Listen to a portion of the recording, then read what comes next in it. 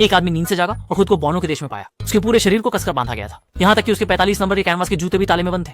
Paul ने जोर से चिल्लाया और लकड़ी के सारे खंभे जड़ से उखड़ गए। वह अविश्वास में वहीं कूदने लगा, बस यही चाहता था कि यह अजीब सपना जल्दी खत्म हो जाए। इस समय जनरल घोड़े पर सवार होकर आया, हाथ में भाला लिए और पॉल के पैर पर हमला कर दिया।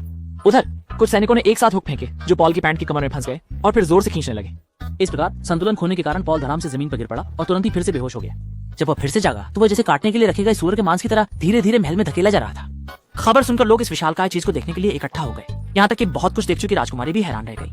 अगले दिन पॉल को खेत में ले जाया गया और मानव गाड़ी खींचने का काम शुरू हुआ। इसी समय महल में एक सिक्के का हमला हो गया। जनरल ने देखा कि स्थिति बिगड़ रही है, इसलिए उन्होंने तुरंत दिशा बदल दी और पॉल को नियंत्रित करके महल की ओर लौटने के लिए कहा। इसी तरह पॉल जाओसी की तरह बेपरवाह कदमों से तेजी से महल की ओर लौटा है।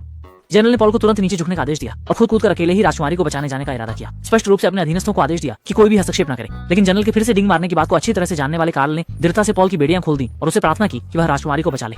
ऐसे संकट के समय में पॉल सबसे पहले पहुंचा। उसने 2 हथियारों को उठाया और एक घुमाव में उन्हें आसानी से तालाब में फेंक दिया। इस तरह राजकुमारी को हाथों में उठाकर आसानी से चल ले गया। जब तक जनरल पहुंचे लड़ाई पहले ही खत्म हो चुकी थी।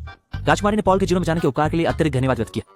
हालांकि इस समय राजा अभी भी आग की लपटों में फंसा हुआ था, इसलिए पॉल बिना कुछ कहे मदद के लिए आगे बढ़ा। वह राजा को हाथ से बाहर निकालना चाहता था, लेकिन आग की लपटों से उसकी उंगलियां जल गईं। जब सभी लोग नहीं जानते थे कि क्या करना है, तो होशियार कार्ल ने पॉल को याद दिलाया कि आग बुझाने के लिए पानी की जरूरत होती है। पॉल ने सुना और कहा कि यह सही है, इसलिए फिर उसने एक चौंकाने वाला काम किया।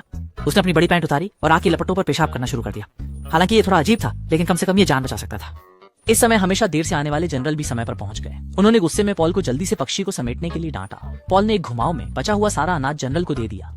इस प्रकार पॉल छोटे लोगों के देश में लाखों लोगों द्वारा पूजे जाने वाले महान नायक बन गए।